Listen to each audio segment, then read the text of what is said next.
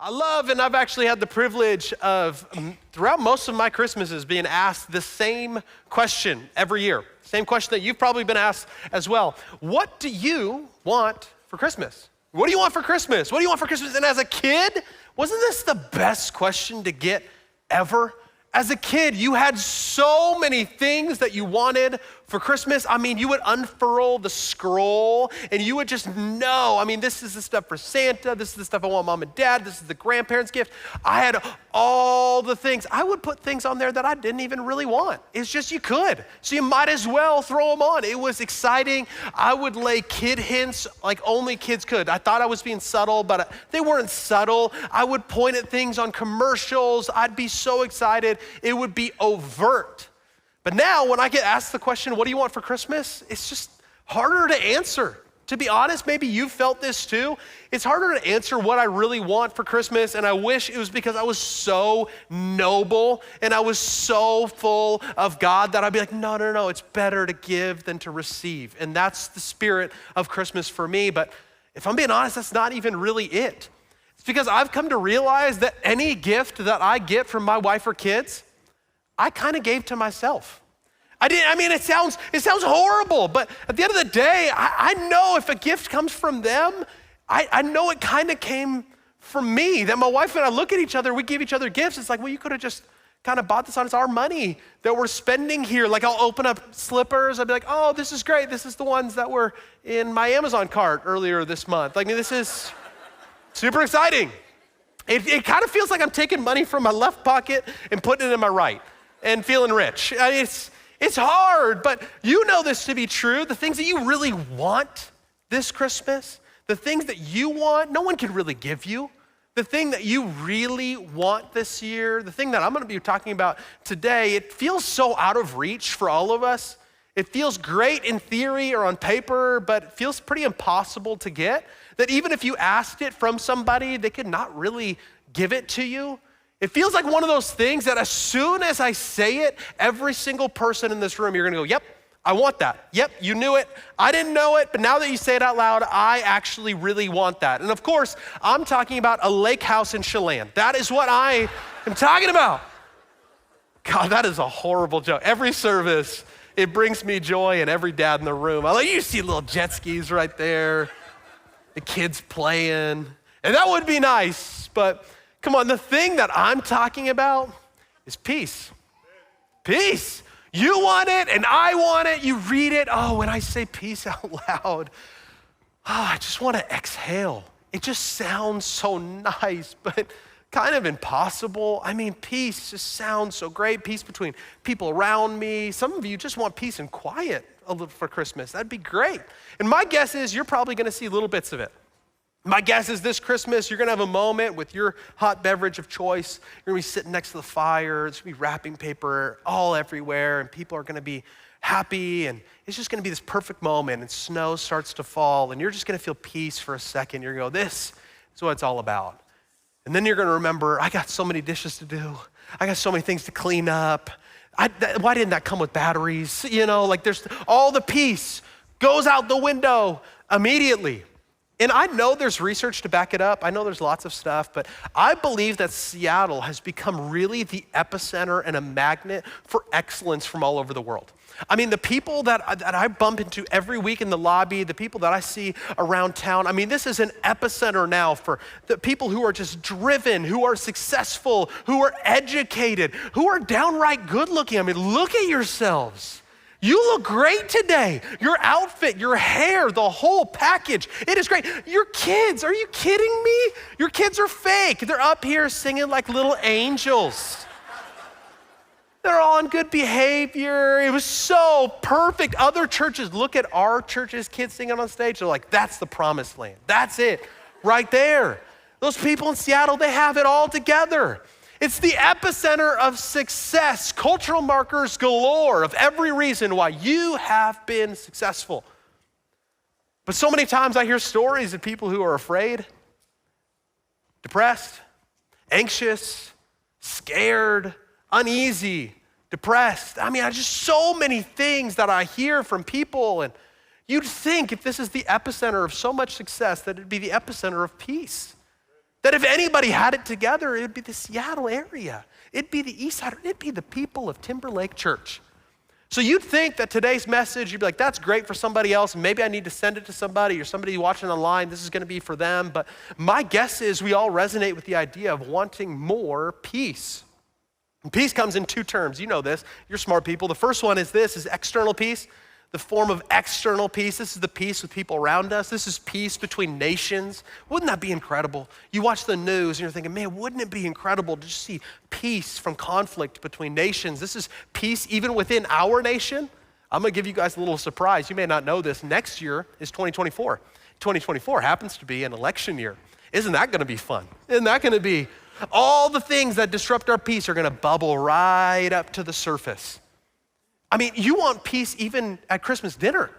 You want peace between your family, but you know if that uncle shows up and that uncle shows up, you have to keep them in different rooms because they think one thing and they never apologize for that one thing, and you wouldn't believe what happened in their past, and you can't even have peace at Christmas dinner. You want peace in your home. You want peace externally, and we're gonna talk a lot more about that, but the second form of peace we all really want is internal peace.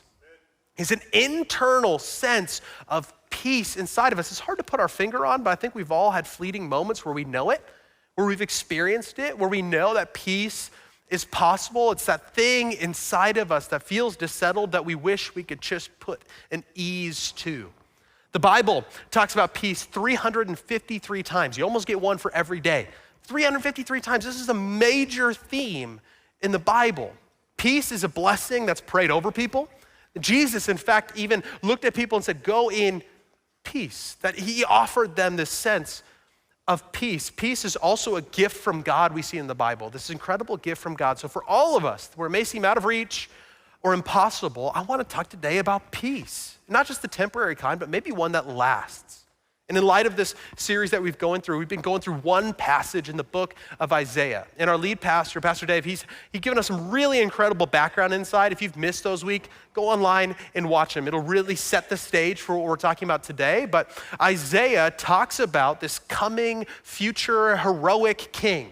The Bible even calls it a Messiah, someone that would be a representative of God, that would show us the character of God in every way, shape, and form. And 400 years before this Messiah comes onto the scene, Isaiah gives us this description. And some of you might have thought this originated with the Charlie Brown Christmas special, but it was actually in the book of Isaiah, chapter 9. Here's what we see. For a child is born to us, a son is given. The government will rest on his shoulders, and he will be called Wonderful Counselor, Mighty God, Everlasting Father. And where we're gonna camp today, the Prince of Peace. That somehow the Bible describes God as the manufacturer and dispenser of peace. That peace is actually possible, that we can receive it somehow through God. And I think each and every one of us, I didn't make you raise your hand, but each and every one of us are looking for a little more peace this season. And I want to talk about how do we get it. Let's break down some of the 353 verses. We don't have time to go through all of them, so I only picked 200, but 200 of our come on, that's funny. 200 of the favorite verses. No, I want to talk about how to experience peace that lasts. Not temporary, not superficial, not short term, but peace that lasts. And the first thing, if you're taking notes, this is the first thing you need to do, is pursue peace for yourself. It needs to start with you.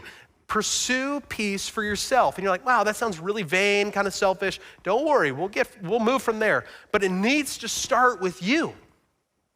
Am I the only one who feels a bit dissettled when you walk around at night by yourself?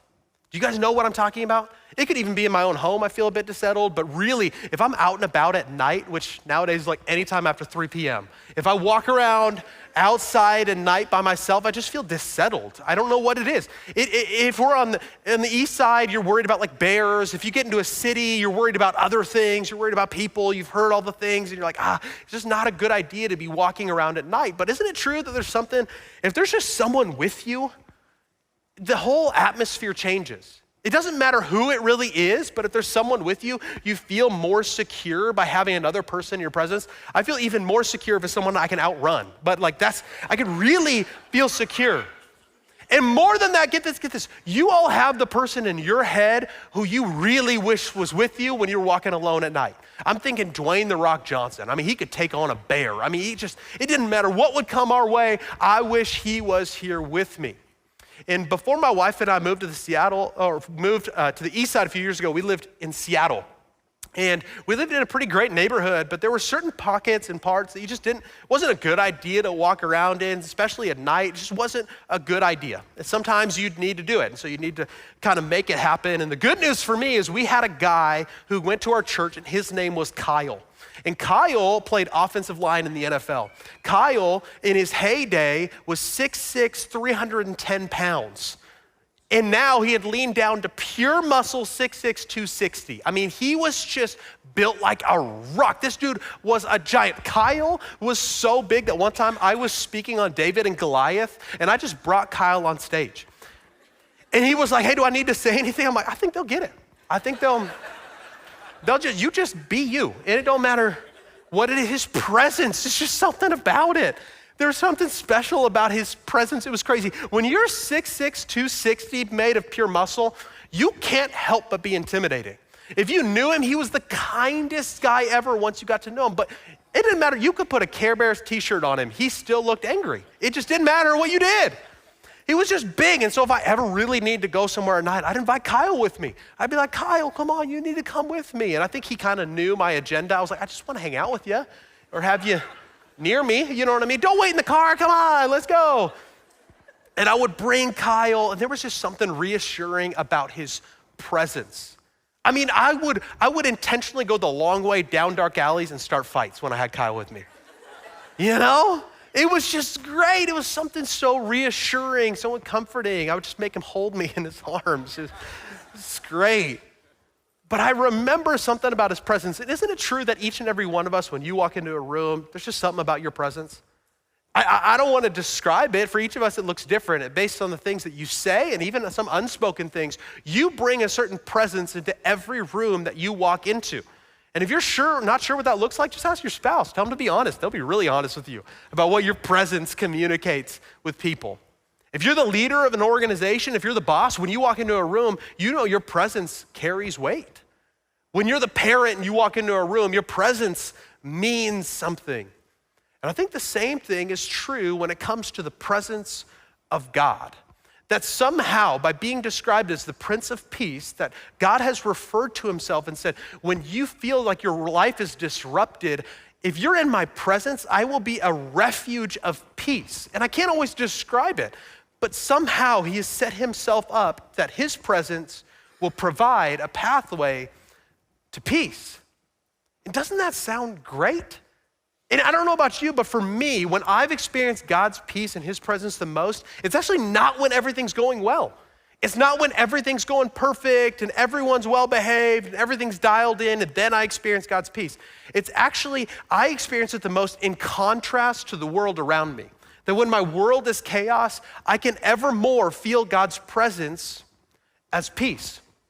In fact, the Bible describes God as light oftentimes. And isn't it true that light shines the brightest in the darkness? And that for each and every one of us, if we're aspiring to feel God's peace, maybe today you feel like that is so far from possible, but it actually might be the very moment where you experience God's peace the most. I put it in your notes this way: peace isn't found in the absence of problems, but rather the presence of God.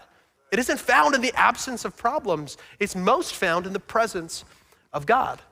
And I wanted to this week, I was like, okay, I need to be one that practices what I preach.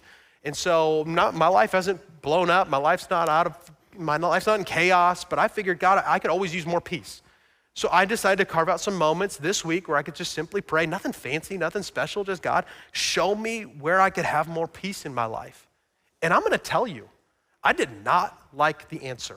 I was really hoping it would be like a spa gift card would drift into my lap and I'd be like, God, okay, I see you, that's great. You know what I mean? This is incredible. I feel your peace in this, but that's not what happened. In fact, I prayed, and in a voice that sounded like mine in my head, but it was just way smarter, I just felt this presence. There's no way to describe it, that maybe God's spirit sounds like maybe a conscience to some of you, but I just felt in my head, God whispered to me, if you want to experience more peace, then you need to quit comparing and envying the things that people around you have, that your friends have, that you don't have, the way that they live, the things that they've accumulated, their job titles, all the things. You need to quit envying what they have and be grateful for what you have, and you will experience the peace. You need to set down some jealousy and embrace some gratitude. And I was like, that sucks. That's not the answer I wanted. That's not the direction I was looking for. There were no harps. There was no spa. That's not what I needed. In another moment, I was just equally frustrated. I was trying to create these incredible Christmas tradition moments for my kids who are little. And I'm like, man, I want to set some traditions for our family that they're going to look back on forever and be like, man, our parents were so intentional. They were so fun. Christmas was so magical. And they did these things. So one of these nights, we got a bunch of hot cocoa for everybody. We got in the car. We drove around to do Christmas lights. We had candy canes. It was so great. We turned on Christmas music. It was so fun until it wasn't. Until they started fighting, and the night ended with them yelling at each other. If you had more cocoa than I had, and your candy cane's bigger than my candy cane, and you fashioned yours into a knife, and now we're gonna fight each other, and you know. And I'm mad. You guys, I am just trying to be Clark Griswold and make everyone's Christmas dreams come true. And I'm grouchy, I'm like turning this car around. You guys don't deserve joy. You know, I'm mad. Taking down the Christmas lights, kick over the Christmas tree. And I'm mad. I said, man, you guys don't deserve this. You are so ungrateful. I'm so frustrated. So I get home and I'm kind of mutter praying to God, not like holy praying, but like mutter angry praying. And I'm like, God, man, you help me with my kids. They are so ungrateful. I'm just trying to do all these things for them, and they're just so bitter about it, and they're so spoiled. And that same annoying voice said to me that gratitude is something that's learned when it's modeled. And your kids need to see you be grateful before they're gonna cultivate a grateful heart of their own. Dang it! On top of that, God just whispers to me, right now, if you wanna find peace, you need to forgive them. You need to forgive them for their bad attitude and start tomorrow a brand new day. Don't hold bitterness, it's only hurting you, it's not hurting them. Golly! You're telling me that's the Prince of Peace? That it makes me confront the things inside of me that I don't like to look at? It means that if I carve out time to be with God, I'm gonna have to do stuff and change? Gross. I don't wanna do that. I just want peace. But what if that's the vehicle that God wants to give you peace? Is by showing you something, bringing light to something that maybe needs to change in your own life. And the question I'm about to ask, it's gonna come across condemning, but it really not. It's introspective. I hope you ask this. When is the last time you created margin for the presence of God? When's the last time? And I get it. You're like, listen, Lance, wouldn't it be nice? Wouldn't it be nice to be a pastor like you, and you just sit in a closet and pray all week, and then they wheel you out on Sunday? But some of us got like real stuff we're doing, okay? So I can't just sit in the presence of God all the time. That sounds really neat for you, but it's not sustainable for me. I don't know what it looks like for you. Maybe for some of you, it's going on a walk, it's being in nature. Some of you, it's queuing up one of the worship songs that we listen to during the week, and that's where you experience God's presence. I don't know what it is, but where God's presence is, I'm telling you, there's a sense of peace that transcends understanding. Jesus put it this way. In the book of John, this is what we see Jesus say. Peace I leave with you. My peace I give to you. Not as the world gives to you this temporary, cheap brand of peace. No, it's better than that. Let not your hearts be troubled, neither let them be afraid. Why? Because his brand of peace is available to you when you are in his presence. Last thing I'll tell you before we move on to point number 2 is I believe that God's presence is most available where 2 or more are gathered. It's what the Bible teaches. It's a promise that the Bible makes. Where 2 or more are gathered in his name, his presence will be there too. The great news, a week from today, we're gonna start our Christmas Eve services. You'll see the service times everywhere. There's like 900. You pick one of the service times. And what I love about that opportunity is not just for you to get in God's presence, which is great. I'd highly recommend it. But let's go to version 2. Maybe there's somebody in your circle, in your life, whose life is falling apart, that they have no sense of peace and you know it, that everything has gone wrong, and whether it's their own decisions or the world around them, just their life is train wrecked. And you get around them and you don't know what to say, You don't know how to say you, so you just kind of avoid them or you keep them superficial. Maybe there's somebody in your life who lost somebody close to them this year, and Christmas is not gonna be the same. The Christmas is gonna be really hard this year. And you're not gonna know how to make it better. You're not gonna fill the gap. But what I would encourage you to do is get them in a place. Would you just consider inviting them to one of the Christmas Eve services? It's not because we need more people. We're gonna have plenty of people at the Christmas Eve services. But just invite them so they can be in the presence of God. It's not that you have to say anything. You just get them here, get them in God's presence and step back and see if he doesn't give them a sense of peace that transcends any good words that you could have brought to the table, but rather his presence that brings them something that they so desperately need this Christmas. Let's not lose Jesus, the person of Jesus, in the holiday of Christmas. I think it's gonna be a beautiful moment, so I would challenge you to do that. Point number 2, here's what we see. Point number 2, pursue peace with others. You gotta start with yourself, the internal peace, and then you have to pursue peace with others. You have to pursue peace with others, because Jesus says this, very famous Bible verse, Matthew 5:9 said this, blessed are the peacemakers, for they will be called children of God. They will be called a reflection of their heavenly Father if you choose to make peace. Now, I didn't ask anybody to raise your hand in the beginning of service if you wanted peace. I just made the assumption that we all want it. And maybe there's 2 or 3 lunatics in here that are like, nope, full to the brim. Don't want it. In fact, I want chaos, not peace. We're gonna pray for you after service. Right up here, we can pray for you. But for the rest of us mortal people that want more peace in our life, especially peace with other people in our relationships, I don't understand. If we all want it, why can't we all just decide to have it? It seems crazy, maybe it's too simple. Why can't we all just decide if we want to be at peace with each other to just be at peace with each other? I was thinking about this week, and I think the problem is me. I think the problem is people like me. Because what it requires to have peace with other people, I don't like. What having peace with other people requires is coming second or third or last. What having peace with other people requires is deferring your own preferences. And I'm like a big fan of my preferences, like a big raving fan of my preferences. What peace with others requires is for you to listen to people who haven't even taken the time to listen to you. That's the stuff that peace with others requires, and I hate all that stuff. So maybe I'm the problem. Maybe I'm the reason. And I'll just leave the shoe there, and if the shoe fits you, maybe it's your problem too. But for all of us, I think there's a little part of us that knows what it's gonna cost and does not like the cost of peace. Jesus, being the Prince of Peace himself, the greatest distributor and manufacturer of peace, the greatest example ever, gives us this very, very extreme example of what it's like to make peace with other people. Now, as an example that I will never hope to emulate, and I will never aspire or have the tenacity to follow through on. But Jesus is the perfect example. Being nailed to a cross, accused of something that he did not do, and slandered beyond anything else we could imagine, beaten. Here's what Jesus says, Father, forgive them, for they do not know what they're doing. That is what peace with others costs. It costs forgiveness when they don't deserve it. It costs something of you. And I get Jesus is the perfect example, so this seems so far out of reach, but my just question to you is, what is it gonna cost you this year, this season, this week, even today, to be a person who pursues peace with others, even though it costs you something? Because you wanna know what it costs me? It costs me my right to be right. Because isn't that the clearest way to peace? Listen, if every person in your family made a pact that they were just gonna agree with you all the time, wouldn't that be easier?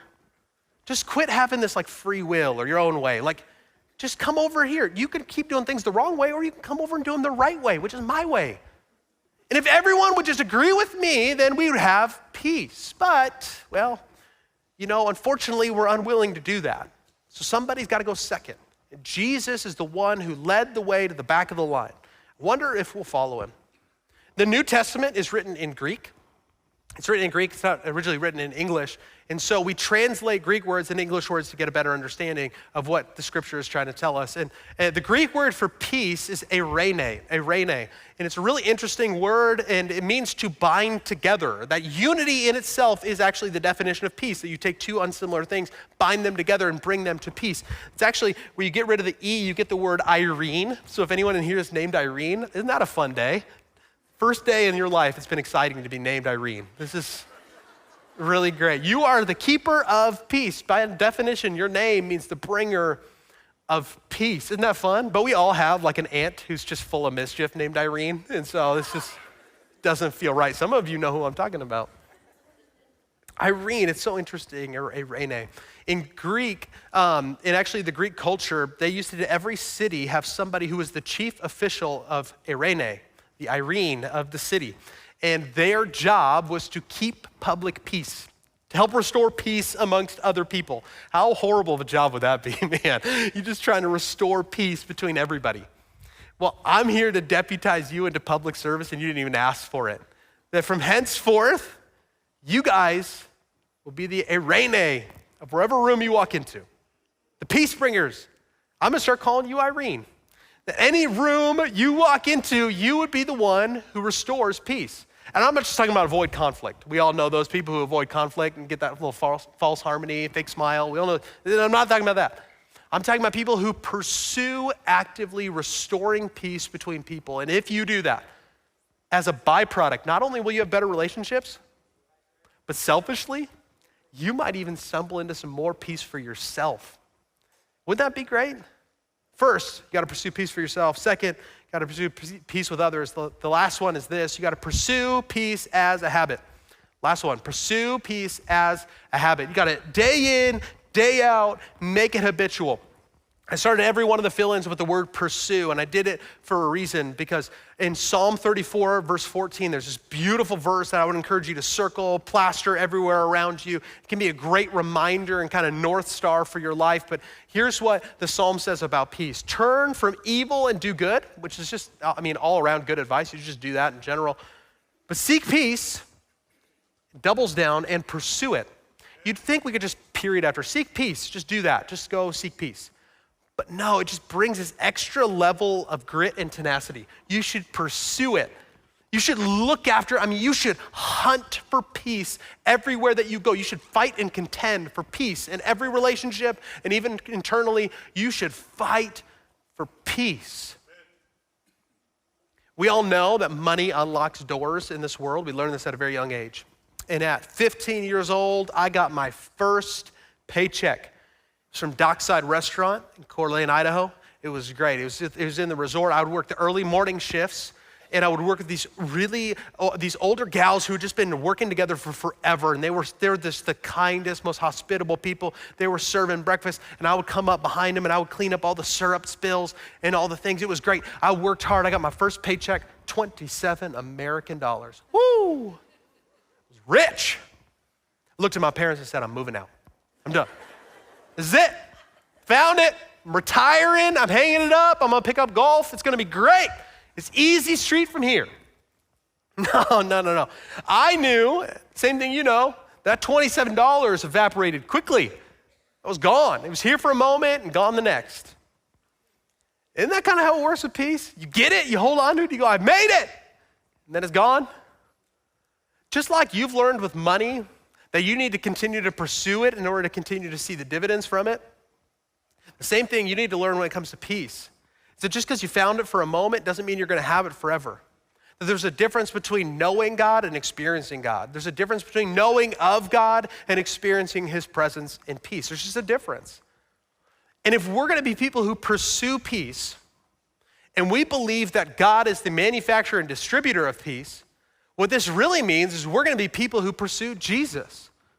And when we pursue Jesus, we might experience that same peace that the Bible goes on and on and on and on and on talking about. The same peace that you have been looking for. It says this in Isaiah 26, verse 3, you will keep in perfect peace. I love that. Not temporary, not superficial, perfect peace. All who trust in you, all whose thoughts are fixed on you. Well, Lance, that sounds great, but I got work, I got kids, I got things. I can't always fix my mind on God. Don't shoot the messenger. I'm just giving you the formula. And if you're wondering why my peace might have evaporated, maybe you could do a little autopsy to see where your focus has been. And if your focus begins to drift, there's a natural correlation between your peace. I had better news for you. I wish it was easier. But there's just this correlation that the Bible breaks down that says that there's something tied to where we fix our gaze and the peace that we experience. And if we fix it on God, then maybe he'll come through with his promises and actually grant you that sense of peace that seems so elusive. I just want to take a poll here. Some of you read paper books, so like hardcover or just even paper covered books. Anyone still read paper books? Yeah, God's people. I love that. That's great. It's got like a smell to it, you know? Books have a smell, and if you don't know the smell, you haven't read a book in a long time, okay? It's got a smell to it. Oh, that's great. How many of you guys are like the e-reader, Kindle type people? You can, so a little more timid, but it's okay. Yeah, be bold. Still read. How many of you are like a social media reader? That's it. That's as far as it goes for me. Just Twitter, that's where it ends. Either one, there's pros and cons. A physical book, there's nothing like it, but I do like the e-reader, and here's why. I like the highlights, right? I love that you can highlight stuff, and at the end of the book, if I ever want to pick it up again, I can just pull up every highlight that I have from the book. It's so cool. And what I love, it's just a neat feature, is as I'm reading the book on like an e-reader, it'll actually show me the most highlighted sentences or passages in the book by other people who've read the book. So every once in a while, you see this kind of doled out, faded highlight, and it'll say the number of people who highlighted that. And you're like, wow, okay, maybe I should key in and pay attention, highlight it, add to the streak. It's kind of exciting. And I was curious, what's the most highlighted sentence in any book? I was curious, so I wanted to find out. I said on these e-readers, what's your most highlighted passage? And the data that I found is like, it's a little bit dated, it's a few years dated, but I think it still really proves the point. I think it was so good. And I thought, man, this is gonna come from some Mark Twain quote. Maybe it's gonna be Shakespeare. Maybe it's gonna be Harry Potter, I don't even know. But I was so stunned to find it was from Suzanne Collins in the second, not the first, the second Hunger Games book. Most highlighted sentence. Y'all ready for it? This is what it says in Catching Fire. Here's what it says. Because sometimes things happen to people and they're not equipped to deal with them. That'll preach. Go Suzanne. It's a good observation. I think we can all resonate with this. When things happen in our life and we're not equipped to deal with them, that's just called life. I think about the people who are highlighting that. I think about the student who's overwhelmed with the social dynamics of today, the pressures that they feel, the social media race, all of it, and they just think, I'm not equipped for this. I think of the single parent who's trying the best they can to keep their head above water, but man, they are just drowning. Between work and trying to provide and laundry and homework help and all the things, and extracurriculars, they're not equipped. I think about the doctor or the first responder who's seen some things they can't unsee, who's seen people at their worst, and they're thinking, where is God in the midst of this? How do I rectify this with my faith? Like, I can't forget these things. I am not equipped to deal with that. I was thinking too of what the most highlighted Bible verse is. Because you get the little Bible app, maybe some of you have it. It's a great way to read the Bible. And it actually posts every year. For the last 3 years, it's been the same Bible verse every single year. It's the most highlighted and most shared. And it's not John 3:16, the one you see held up at football games. Weirdly enough, it's not even something that Jesus said. It's something from the book of Isaiah. And Isaiah 41:10 says this, "So do not fear, for I am with you. Don't be dismayed, for I'm your God. I will strengthen you and help you. I will uphold you with my righteous right hand." This is the most shared, most highlighted verse in the whole Bible. You just did it. You won. You don't even have to come back next week. It's great. You got it all. Isn't it amazing that the most highlighted and shared Bible verse stands as an answer to the most highlighted passage in any book? That we live in a world where we don't feel equipped and we don't feel ready to handle the things that are in front of us, but God says, do not fear, I am with you. Do not be dismayed, for I am your God, and I will strengthen you even when you're not equipped.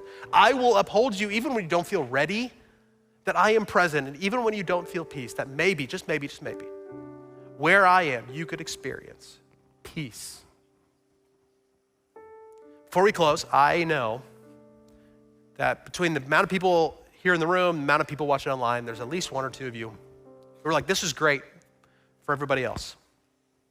This is great for the people whose life is kind of bad, but could get better. But you're like, listen, if you knew my story, if I came up there and told you what was going on in my life, you would know that that is hopeless. Just fixing your eyes on God is not gonna change anything. That my life is blown up way too bad for me to get to a place where I can experience peace ever again. And I want to encourage those people with just one verse. It also comes from the book of Isaiah. And it's really not a verse, it's a verse you would just read right by with no context. Isaiah 11:1 says this, "A shoot will come up from the stump of Jesse, and from his roots a branch will bear fruit." You read it and you're like, well, what is that? It's not hopeful, it means nothing to me. But to the audience, they knew exactly what Isaiah was talking about. What he was talking about is this thing called a root mound, and it's what happened with an olive tree. And if you've ever been to the Middle East, there are olive trees everywhere. There is such a valuable resource to see these olive trees. And if you go to Jerusalem, it's just packed with olive trees. In fact, in the Garden of Gethsemane, you see these beautiful, historic olive trees that have been around for centuries. I mean, it's unbelievable to see these things. And what he knew about olive trees, that everyone had known this, that in Jerusalem, it just constantly was the center of attention, so it was always conquered and occupied. 44 times in recorded history, we see the city of Jerusalem conquered and reoccupied by somebody else. And every time a new army would come in and conquer Jerusalem, before they could, the current residents would burn down and mutilate every single olive tree they could. They would mutilate them because not only would it get rid of food for the conquering army, but it would get rid of oil that they could use for fire and provision. And so they just mutilated these olive trees. They burnt them down in these little nub stumps called a root mound. And isn't it interesting that from these root mounds, they knew that if you gave it time, it would grow once again. That a new fresh branch would appear and it would bear fruit. That it wouldn't happen in a day, it wouldn't even happen in a week, but over time, if you gave it time, what seemed hopeless would ultimately bring hope again. This is a picture of one of the olive trees that I'm talking about, and you can see this fresh branch coming from it in all these different directions. It comes from the inside, what seems like just a lost chasm in the middle of it. Listen to me. Some of your lives may feel burnt down, destroyed, wrecked, and sideways. Let me just tell you that God speaks hope into your situation that says peace is still possible. That even though it feels burnt down, destroyed, and wrecked, a fresh version of life can go from it if you allow him to work in it. I don't know who needed that today, but for all of us, I think we need peace. God is hardwired inside of us, and he's also given us access. So would you do me a favor as we close today? Would you pray with me? You bow your head and close your eyes. I'd just be privileged to pray with you. Heavenly Father, you could have referred to yourself as anything.